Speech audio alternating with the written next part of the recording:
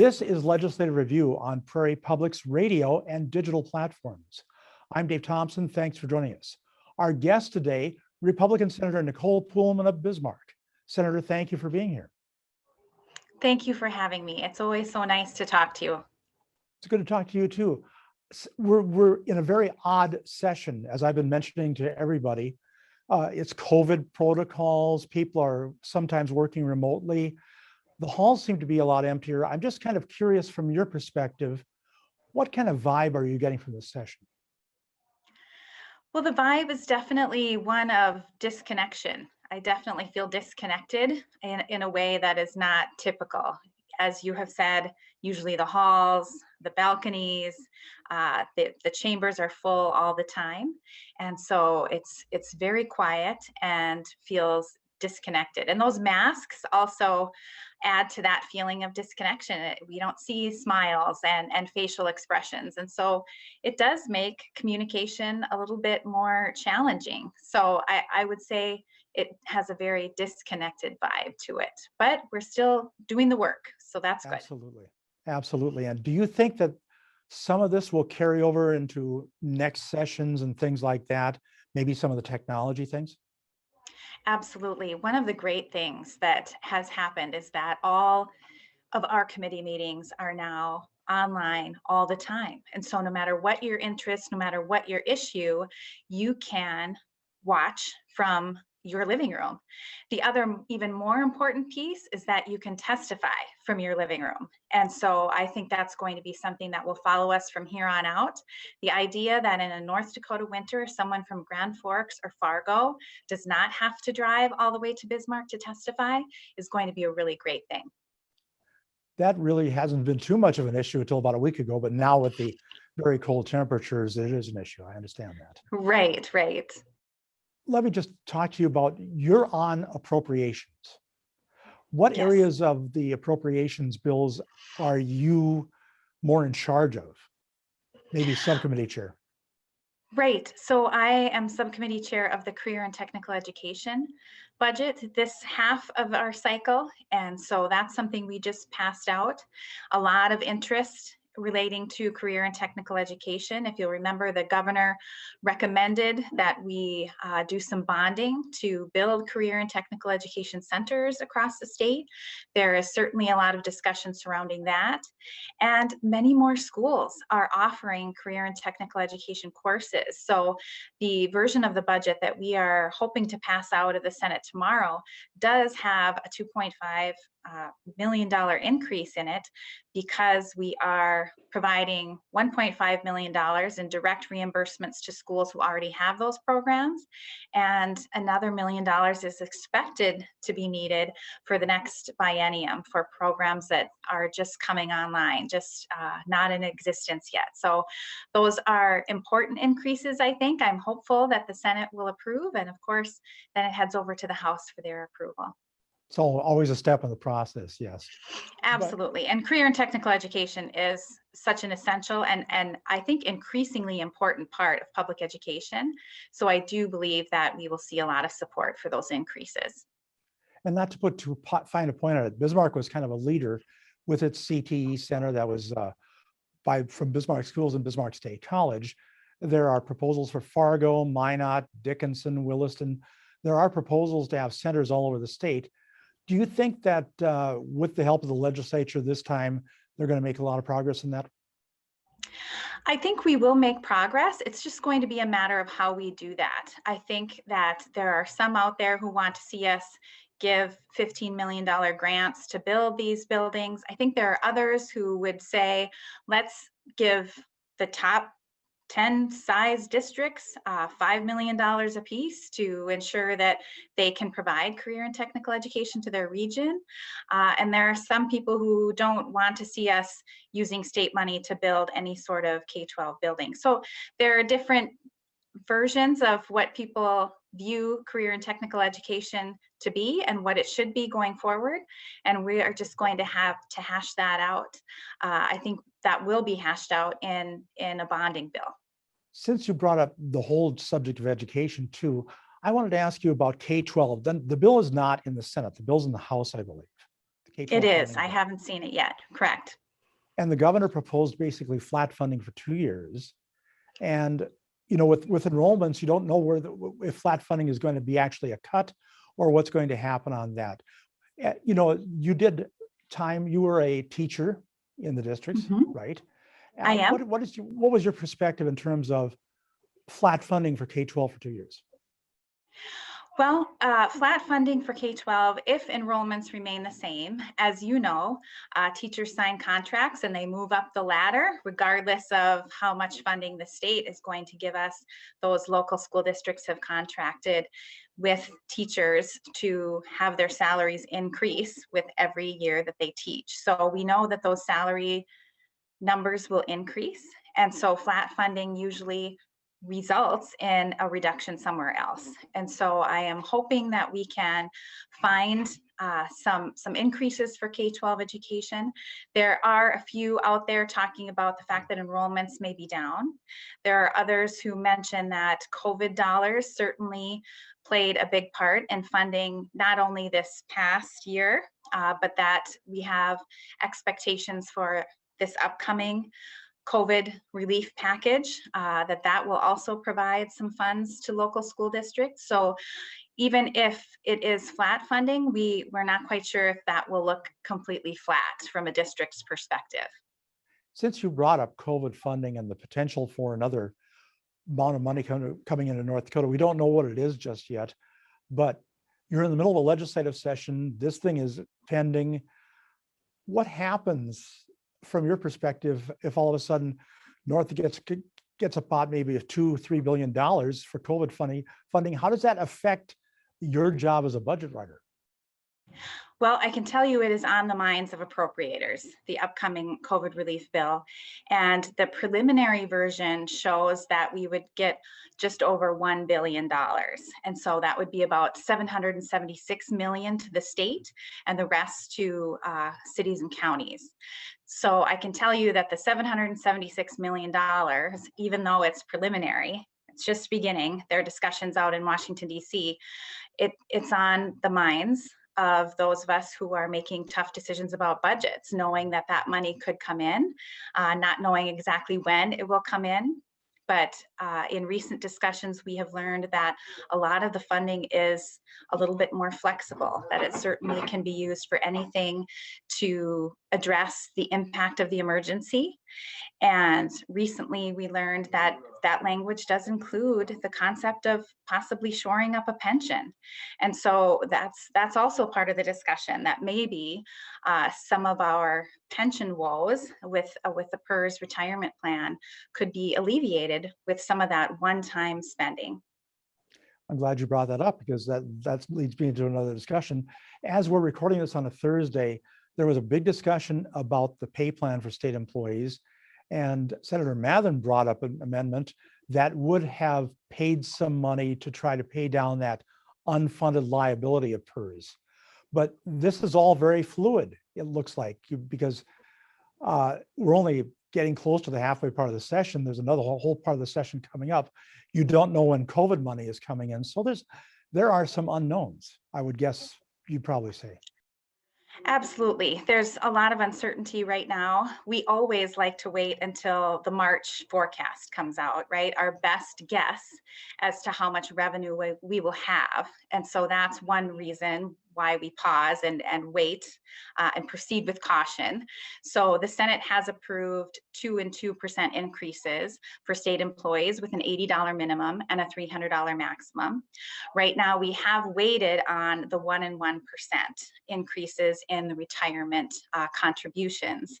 And we know that down the road, at some point, we are going to have to address this, and that it's cheaper to address it sooner rather than later. So I would anticipate that we will try to find a way, whether it is through a cash infusion into the plan or it is those increases, that we will see some attempt to shore up that $1.4 billion unfunded liability that we have right now. And the COVID money, if and when it comes, could help. It could. And again, it's preliminary numbers and it's preliminary language. So we don't know if that will still be an allowable expense or investment for states to utilize that money for, but it's definitely a discussion in the hallways that that could be a good one-time use for that, because we know that as this goes on, that it really does start to impact not just our unfunded liability down the road, right? We know that we're paying out everything we need to be paying to people who are retiring today and tomorrow and next year and the year after that. It's quite a bit down the road that that becomes a problem. But having that unfunded liability on the books can start to be a problem for our bond rating, both for the state of North Dakota and for our local political subdivisions that are also part of that program. So we definitely need to address it. And again, we're just at a time in the session where we're proceeding with caution. And that's, and you can understand why. And as an observer, I Yes. completely understand why, because things are still very fluid until that March forecast.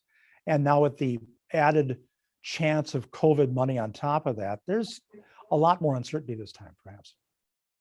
Absolutely. There's always uncertainty. And I would add to that uncertainty some of the policies coming out of the Biden administration that also provide a level of angst or uncertainty for a state that is incredibly dependent upon our energy industry. And what will that mean for us down the road if those continue to be restricted?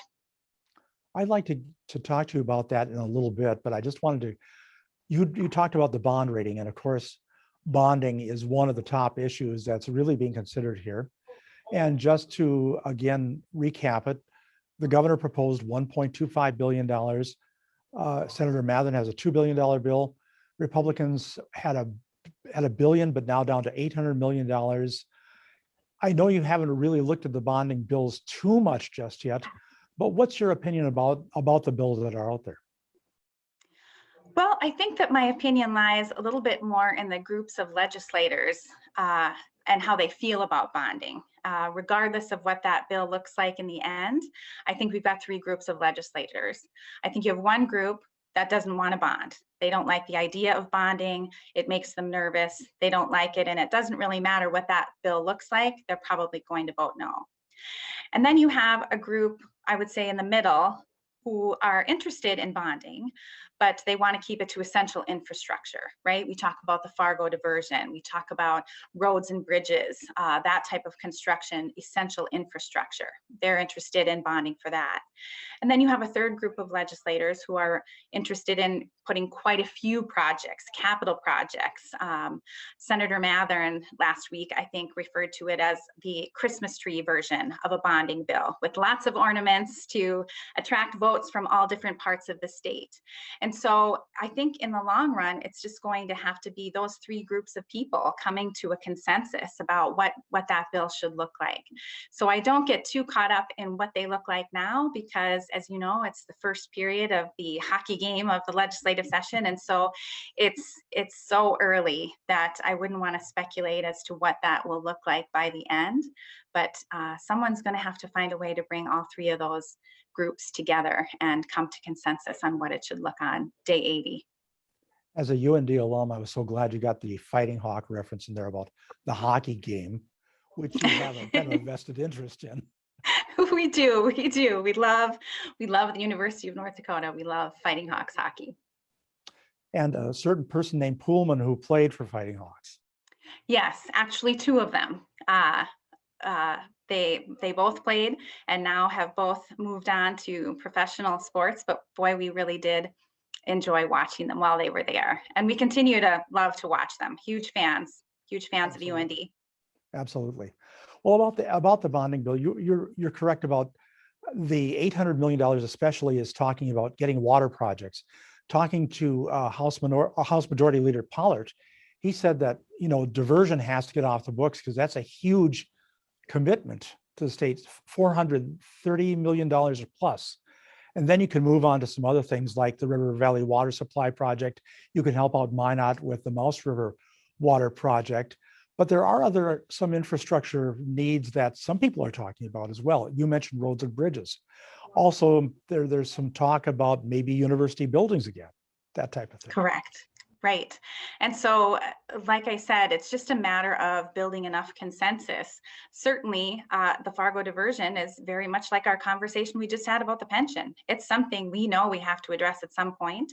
And so, why not do that now at a time when we know that money should be a little bit cheaper, and construction certainly only gets more expensive as time goes on. So we know that that's the state's obligation to complete that project. And so it would be a great relief to us if we could get that off of our plate.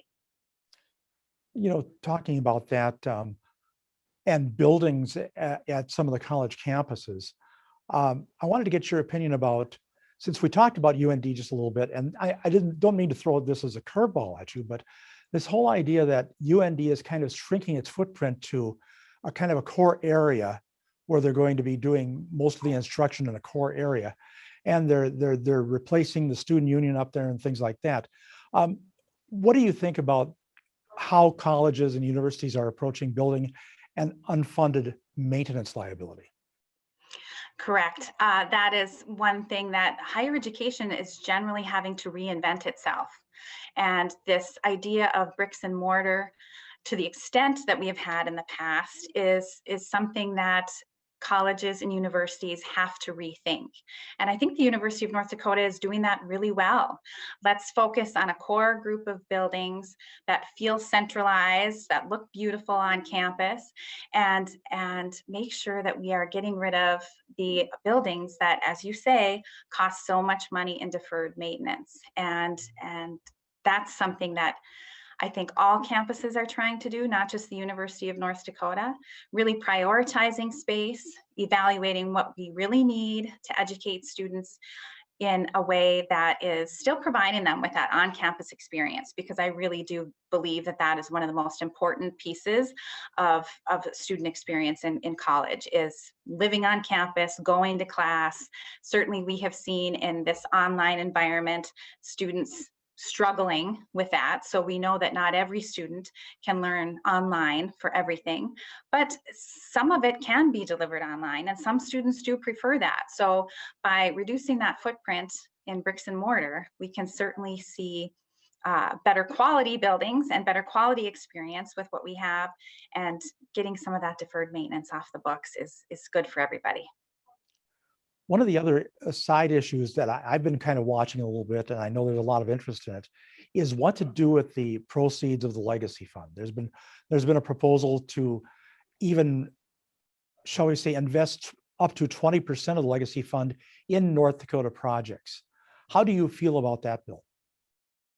I'm excited about that bill. I like the idea that we would invest some of those dollars back into our own communities and industries that are trying to take off. I just think it's a great idea.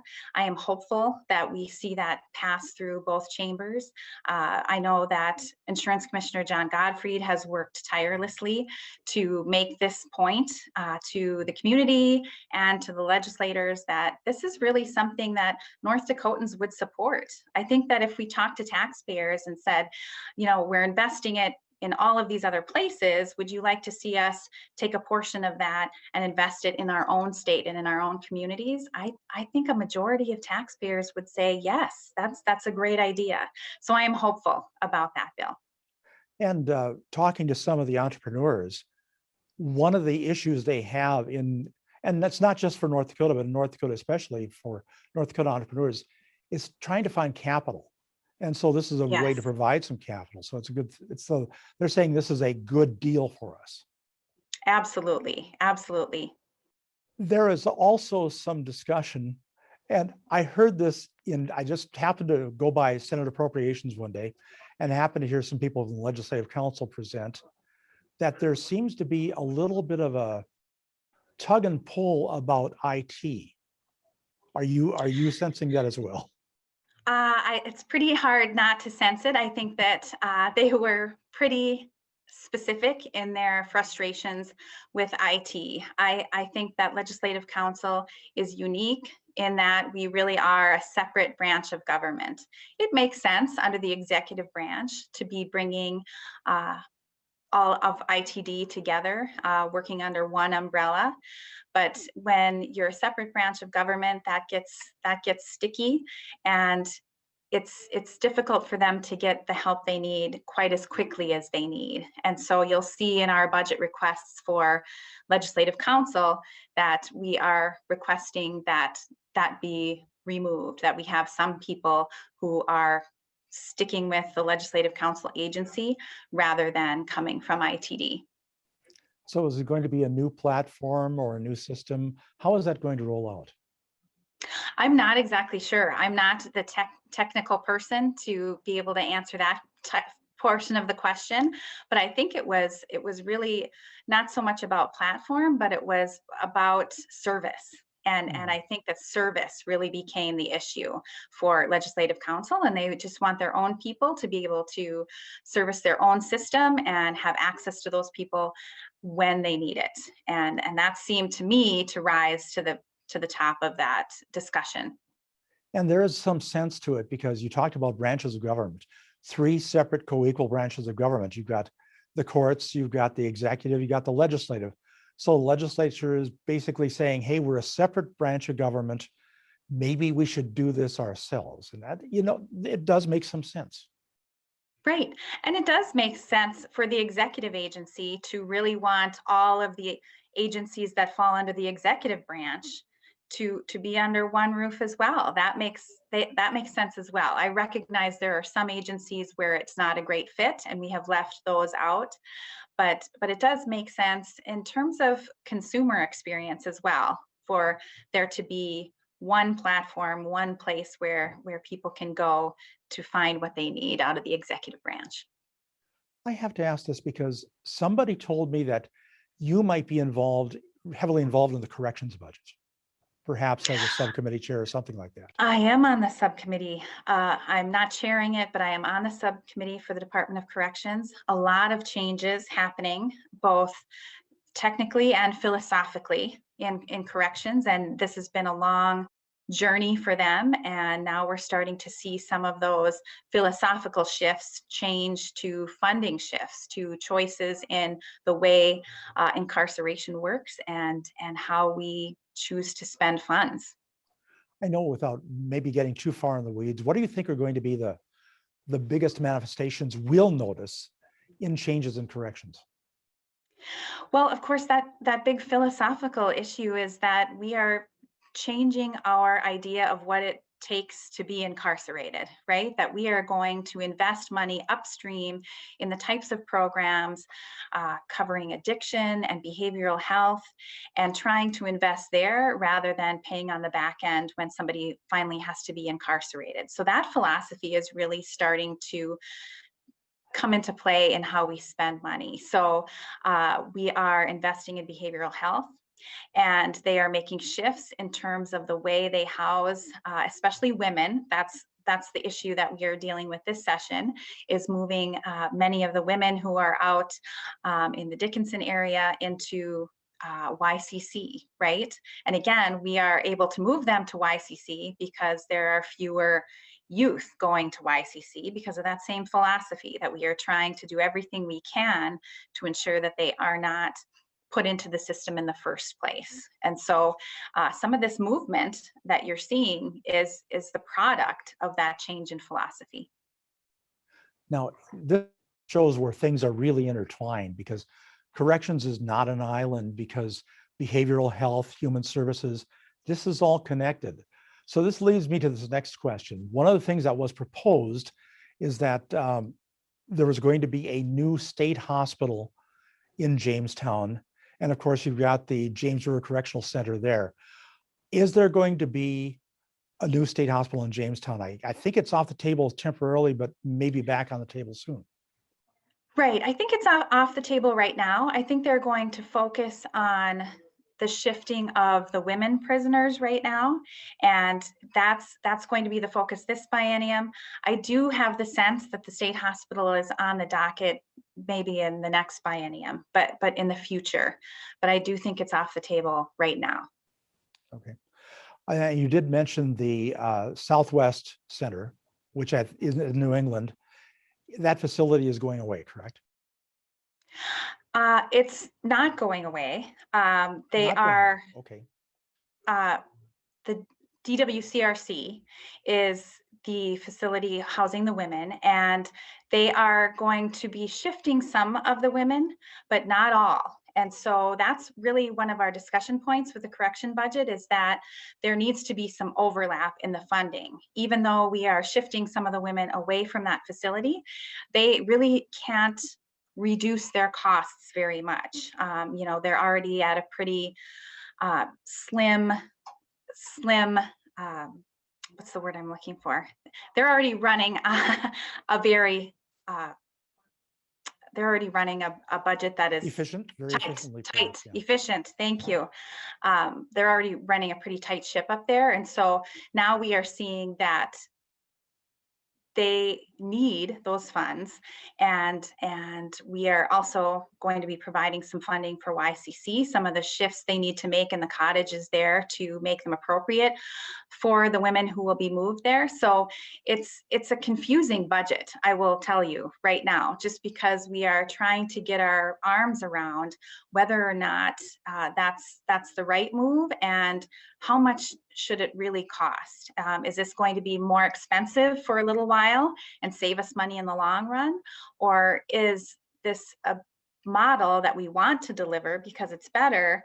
And is that going to cost more in the long run? I think that's probably the big question that we have right now. Well, Senator, thank you very much for taking the time. We've run out of time, and we hope to do this again soon. Well, thank you for having me. Our guest on Legislative Review, State Senator Nicole Poolman of Bismarck. She's a Republican, and she's on the Senate Appropriations Committee. For Prairie Public, I'm Dave Thompson.